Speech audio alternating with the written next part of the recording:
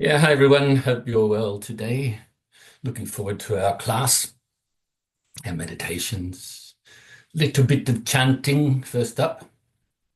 Um, Before we start, though, I will just mention this that the what do they call it?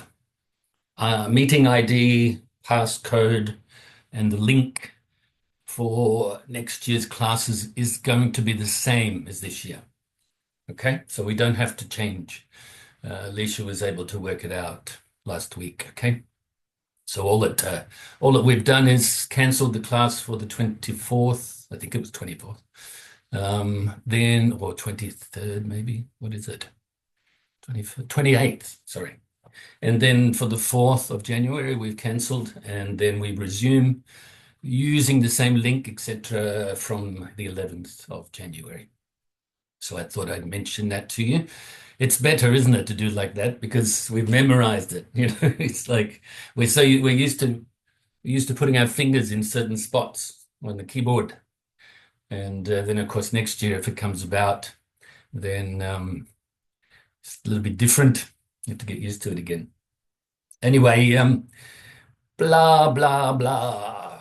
Let's do some chanting.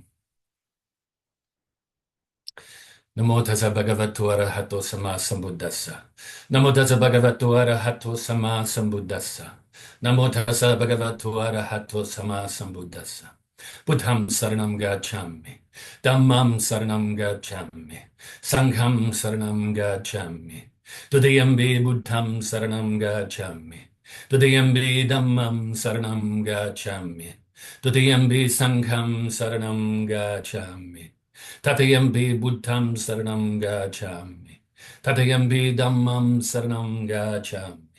Tatayambi sangham saranam gacchami. Namo Buddhaya, Namo Dharmaya, Namo Sanghaya. Namo Buddhaya, Namo Dharmaya, Namo Sanghaya. Namo Buddhaya, Namo Dharmaya, Namo Sanghaya. I take refuge until I am enlightened in the Buddha, the Dharma, and the Sangha. Through the positive potential I create by practicing the six paramitas, may I soon attain enlightenment in order to benefit all sentient beings. I take refuge until I am enlightened in the Buddha, the Dharma, and the Sangha. Through the positive potential I create by practicing the six paramitas, may I soon attain enlightenment in order to benefit all sentient beings. I take refuge until I am enlightened in the Buddha, the Dharma, and the Sangha. Through the positive potential I create by practicing the six paramitas, may I soon attain enlightenment in order to benefit all sentient beings.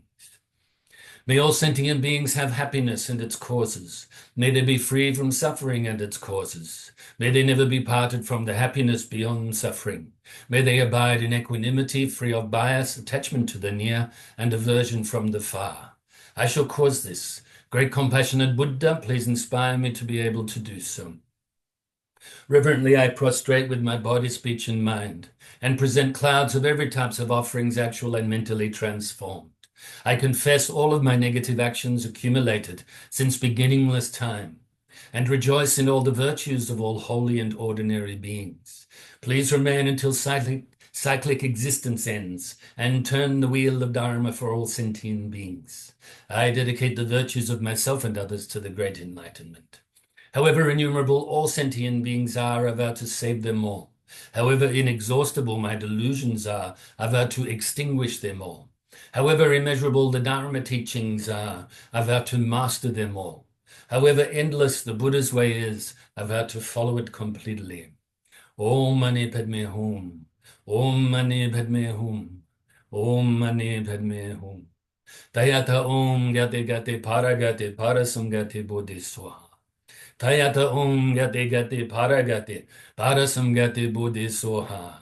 Tayata Om Gate Gate Paragate Parasamgate Bodhisattva. So now get yourself nice and comfy for some meditation practice. Initially to release the tension from the body, which in turn helps us to bring the mind inside the body and release the tension from the mind. So we will release the tension from all around your feet and your lower legs, your knees and upper legs, around your midsection,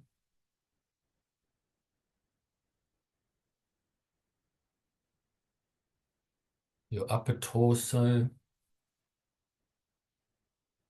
stomach, chest in the front, sides, lower, middle, and upper back. From the neck to the shoulders, down to the tips of your fingers, and back up to your neck, releasing the tension from all around your head, including your face.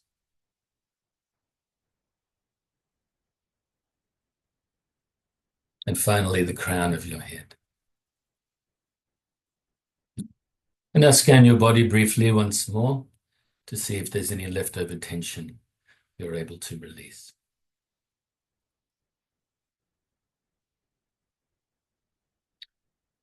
Now bring your mind to initially the tip of your nose. And as per usual, the object of the meditation is the feeling of the breath as we breathe in our nose all the way into our lungs, back out our nose again, repeating the cycle, keeping your mind as much as possible seamlessly on this feeling of the breath as you breathe in and out. If thoughts arise or any mental activity arises, don't cling to it or grasp at it. Don't try to flee either or deny it. But by replacing your mind back onto your breath, let it go. Let them go. They are shy, our emotions and thoughts. Pay pure awareness to them and they go away. They melt away.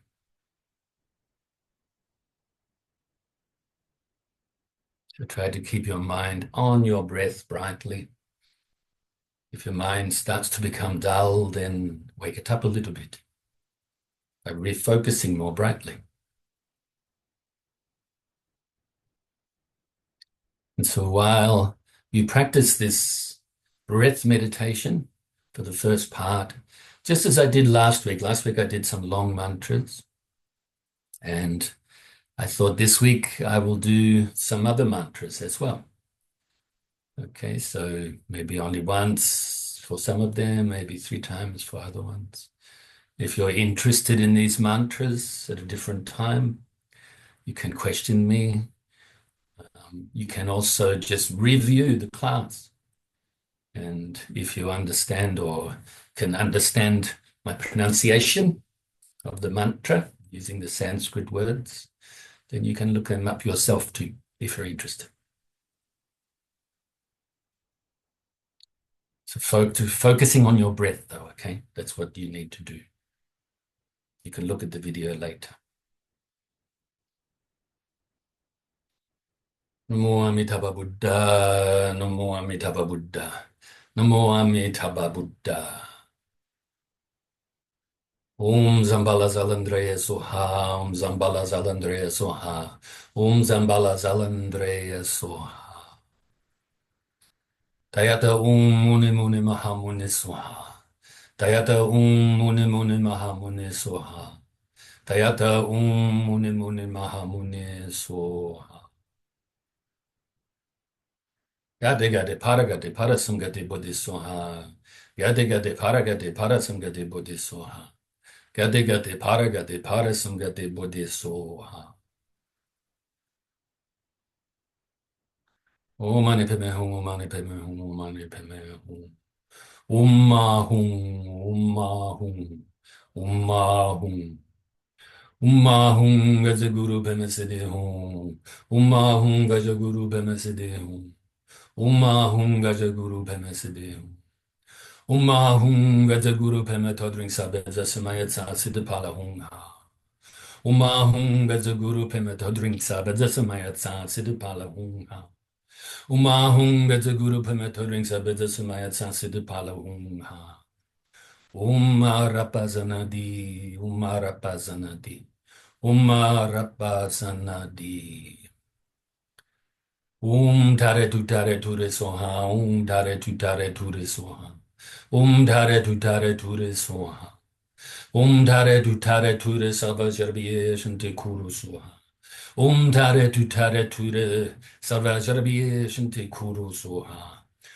Tare ture Sarva Jarbiye Shante Kuru soha. Tare ture Mama Yupushten Kuru soha. Tare ture Mama Yupushten Kuru soha. Tare ture Mama Yupushten Kuru soha. Namo Bhagavate Bekhanse Guru Benduriya Prabharateya Tathagateya Arhate Samyasam Buddhaya Tayata Bekhanse Maha Bekhanse Raja Samongati Soha Tayata Bekhanse Maha Bekhanse Raja Samongati Soha Tayata Bekhanse Maha Bekhanse Raja Samongati Soha Tayata Bekhanse Maha Bekhanse Raja Samongati Soha Mamarani Jadantiye Soha Mamarani Javantiya Soha. Mamarani Javantiya Soha. Vajasava Vajasava Vajasava Ahum. Shunyata Jnana Vajras Babavad Makoham. Ho Swaha. Ho Swaha. Ho Swaha. Hakshamalavadaya Swaha, Hakshamalavadaya Swaha, Hakshamalavadaya Swaha.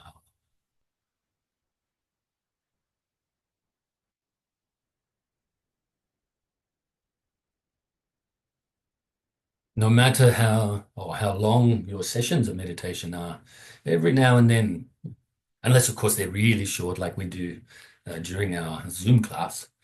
But let's say, for instance, you do it for 10 minutes, or you do it for even 5 minutes, like we do, or you do it for like 20 minutes or more. Every now and then, just check your mind hasn't wandered off, because our habit is to do so for so many lifetimes. Check your intention, that your intention is pure. Check that your mind hasn't become fuzzy, dull, or as I alluded to just now, sort of telling yourself stories, running off with all sorts of thoughts, feelings.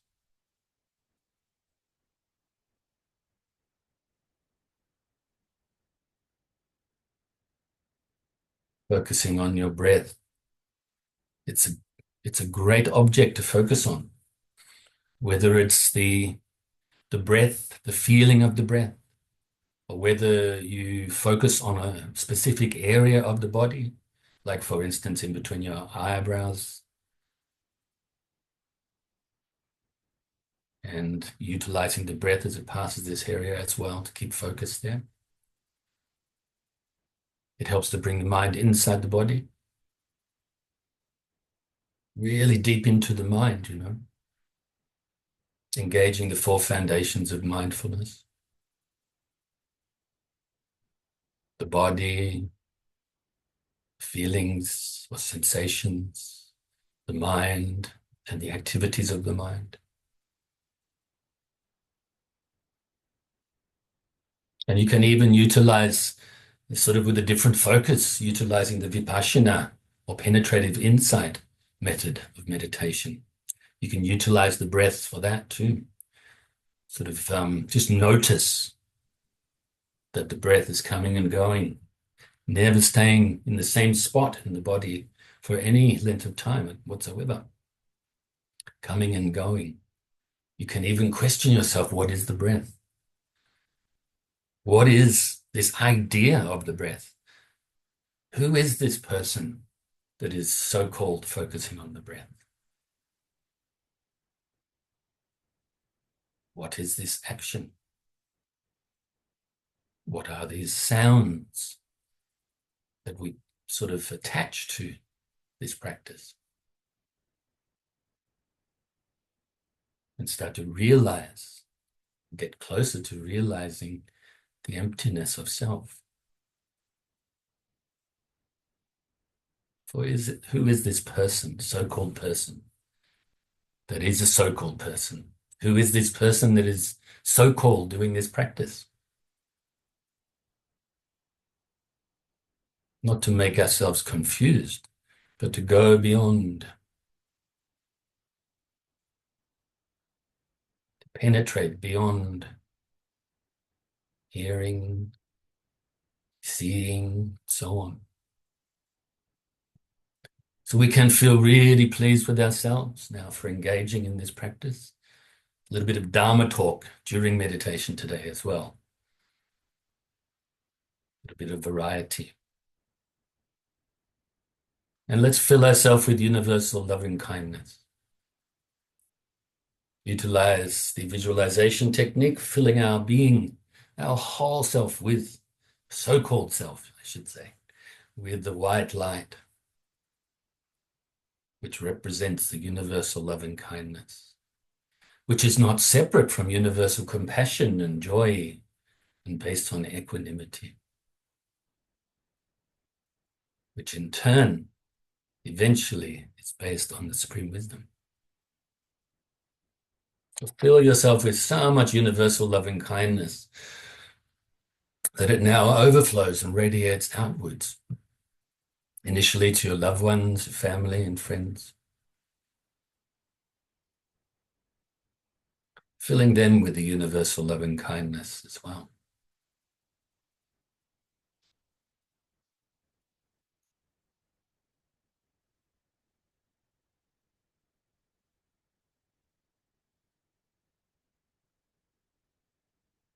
Also include strangers, those people you're indifferent towards, and also those you may regard as enemies. Filling all of these people with the white light, representing universal loving kindness. And now let's radiate further and further distance-wise, including all beings now, initially around your immediate area, around your home and surrounds, to all living beings that live in the waters, on the land, fly through the air, whether they're born from wombs, eggs, moisture, or through transformation.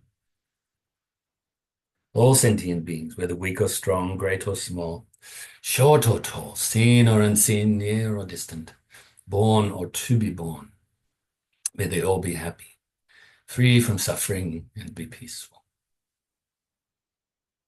And now radiate the loving kindness out throughout your whole state or county.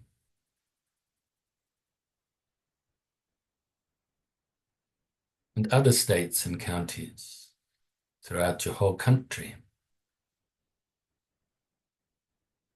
Just a little note here as well to all these living beings, whether you know about them or not.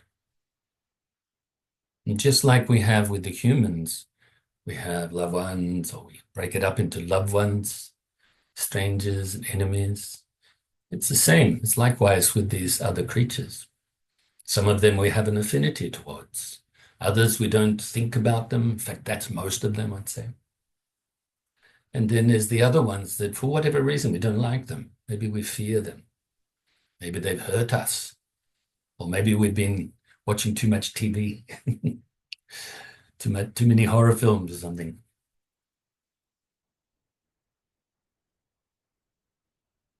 Now throughout all of the countries throughout the world. And it's likewise, again, we have the ones we have affinity towards. Most of them we don't think about, don't really have a for or against. And then there are some that we may have some negative feelings towards. Go beyond all of this attachment and aversion, this bias, to develop a mind of equanimity. Practicing this meditation helps us to do so, and vice versa. Having more of a mind of equanimity helps us to practice and develop this loving kindness beyond measure. So through all of the countries throughout the world and all of the waterways, the oceans especially, down to the core of the earth and to the outermost atmosphere. And beyond this planet, all of the planets and other physical bodies throughout the solar system.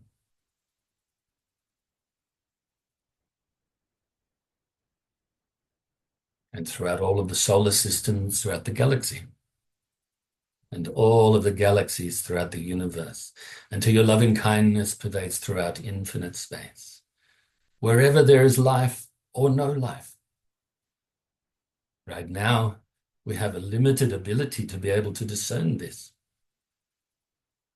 It's kind of funny, really, isn't it? Very, very wise people are very skillful in their fields of expertise. Some people on this planet looking for life outside this planet.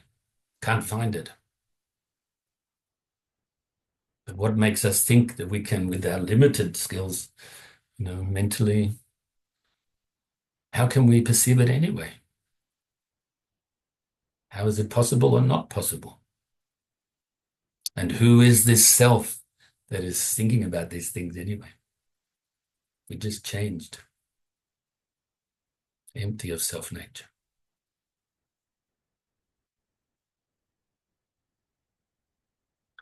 So let's do the dedication prayer. Due to this merit, may I soon attain the enlightened state of the Buddha, so that I may be able to liberate all sentient beings from their suffering. May the precious Bodhicitta, not yet born, arise and grow. May that born have no decline, but increase forevermore. And may the precious view of Shunyata, not yet born, arise and grow. May that born have no decline, but increase forevermore. So, who is this person picking up glasses? What is a person? What are glasses?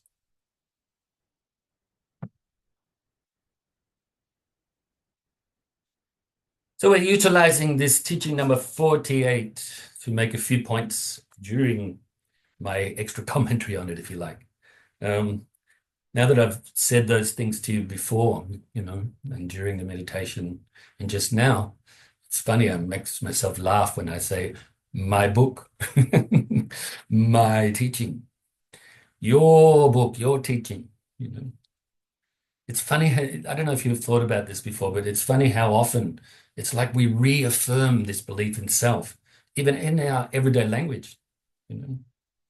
How often in the day do you say I or my, me, you, them? We're always, it's like leaving an imprint on the consciousness all the time. Unless, of course, we're training ourselves well to not let that happen. Realize, okay, that's left an imprint. I just said I again for the 1000th time for the day.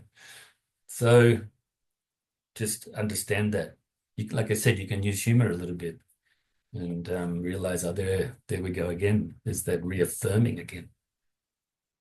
Okay, so and remember that this belief in the self is erroneous. Okay, even though yes, relatively there is the I here now, you there, but ultimately it's not. And the belief in this obscures us from realizing the truth. Realizing, for instance, if you look at a mountain, it's just a mountain. It's not a mountain you like or dislike, just a mountain. And even that is just a word and a concept. The same with all things. So every day is a lovely day. Every moment is a lovely moment. It depends on your attitude. Of course, we're talking about relative here. Unless, of course, we're talking in a relative sense about the ultimate. We can't talk about the ultimate as in an ultimate way because it's beyond words. It's unthinkable, it's inexpressible. We have to use words, concepts to be able to express something, to explain something. So the explanation, which is very short, if you maintain a positive and loving attitude, whether or not you are experiencing pleasure or pain, gain or loss, fame or shame, or praise or blame, then every moment will be a lovely moment, and every day will be a lovely day. For we will be, utilizing it in a positive way, even if we're experiencing some difficulties. Even if you have a bad mood for the day, didn't sleep well or something. If you look at and have a positive attitude, a loving attitude, towards yourself initially, just as we do with the meditation, then extending it outwards towards others, even if we're just doing it through our imagination, makes us feel better, and focus, for instance, as well on the good deeds you've done, past, the present, and the ones you will do into the future, even though you haven't done them yet. This is one way to really alleviate our difficulties, our suffering in the moment, in this moment. Realize our faults and realize how good it is to realize the faults so that you can get to know them, so that you can apply the antidotes, apply the opposites, decrease them, and so on. Okay, this is actually a really good thing. And if you do this, then your life is meaningful, isn't it? I think too many times people don't, maybe we can say aren't kind. We aren't kind enough to ourselves. And we dwell on things. And then we let it sort of get worse sometimes, and then get down on ourselves about it, and then reinforce the old habit. But we don't need to do that. You can straight away uproot the negativities. Like I said, they're all shy anyway. They all don't exist ultimately. I'm saying this relatively now, of course.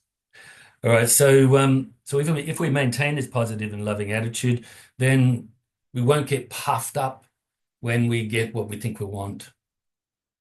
When, we experience the pleasure, gain, or fame, or praise, we're not going to get puffed up. Too much pride, arrogance like this. And also the opposites too. We're not going to get down about stuff. And also we won't sort of develop this aversion if we experience pain or loss or shame or blame. Okay.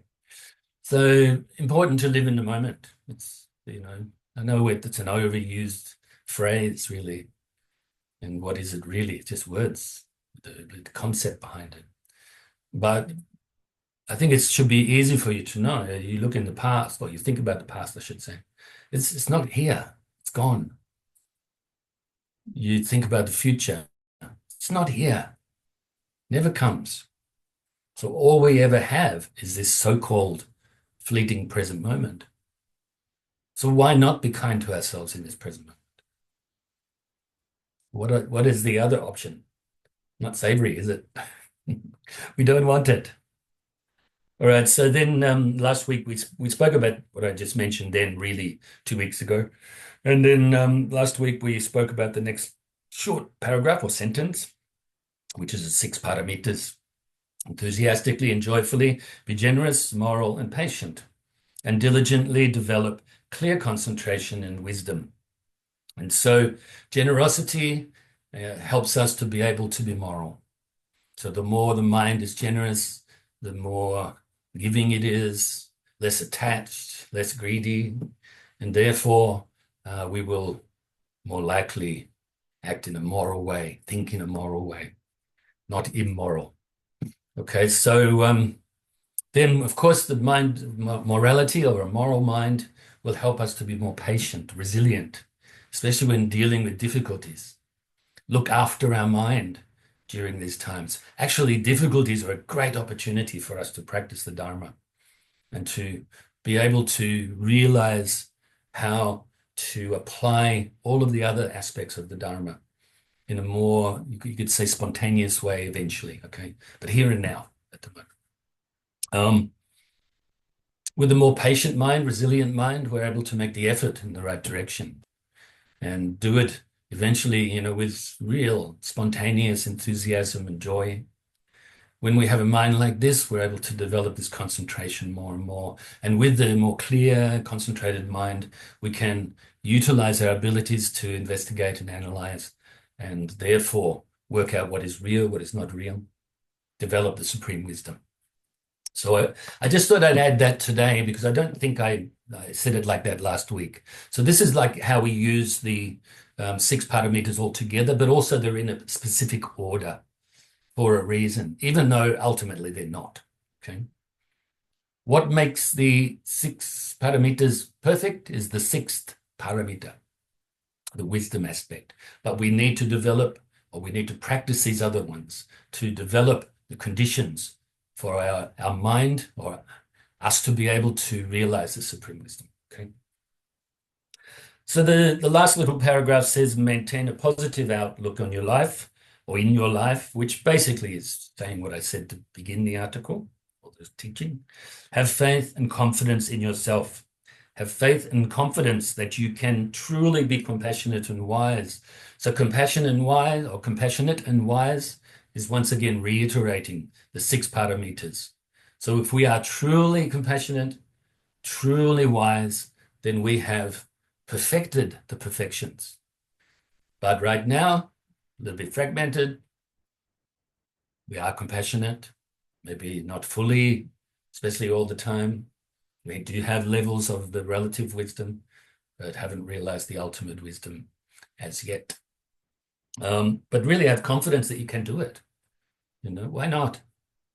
Develop this confidence, even if it actually is a little bit forced to begin with.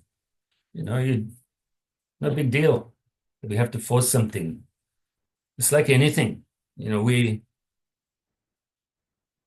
play sport or you do anything, knitting, playing musical instruments. You're not great at it in the beginning. You have to practice it. So it's the same with the practice in the Dharma. Let's say, for instance, right now, compassion, wisdom, and also having confidence in ourselves that we can develop these, have faith in ourselves, trust, not only in ourselves, but also the Buddha, the teacher, and also the Dharma teachers that you listen to or read their books or whatever, the masters throughout the ages, and then having this faith, confidence, trust in the teachings. So ultimately the Dharma teachings, the Buddha Dharma, the way of the awakened, but also the commentaries that you read or hear along the way, including today's, for instance, including the next book you pick up, including your own mind when you think about teachings, either from today or other times, or reading the sutras or shastras, commentaries on the sutras, reading the Abhidharma or applying the Abhidharma methods to being able to develop this, first of all, the ability to really investigate, which is like on a gross level, a surface level in a way, a little bit deeper than surface, but then also analyze, being able to do it on a more subtle level, and being able to realize eventually the wisdom. Have trust in the Buddha and the teachers.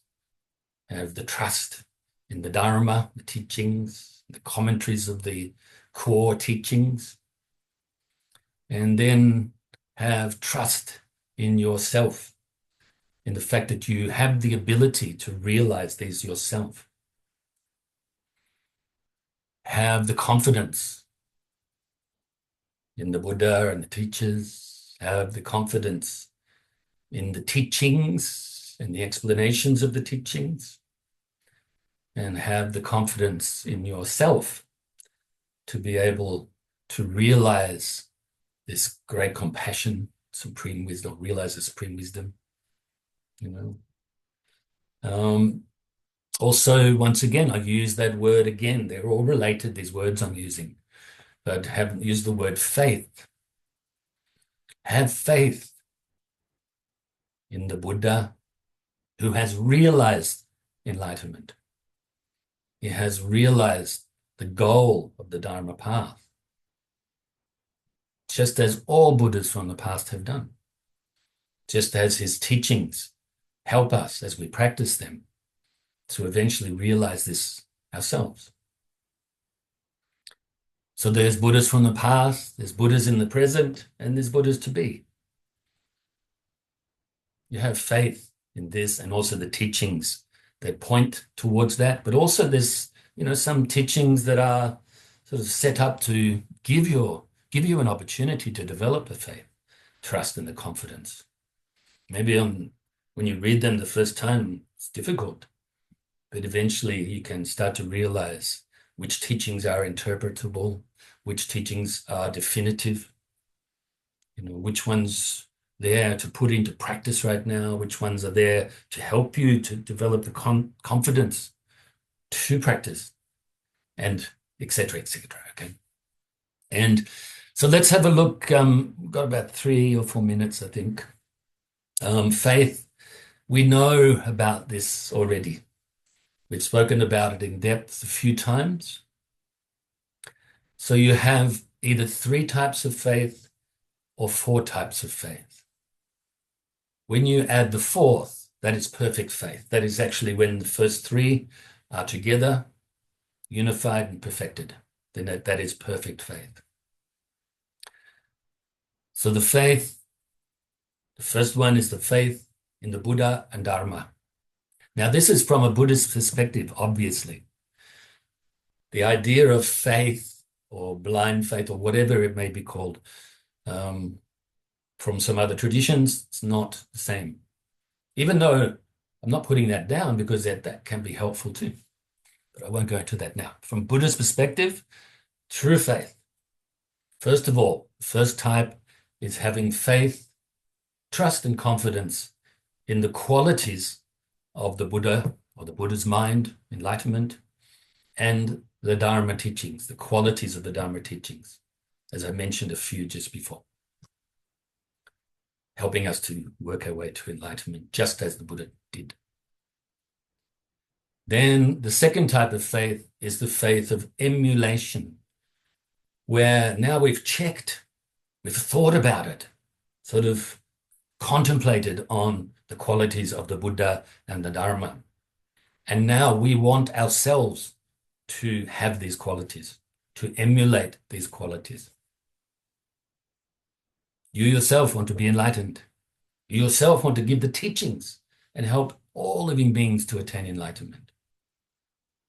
And then we have the third type of faith, which is the faith of conviction,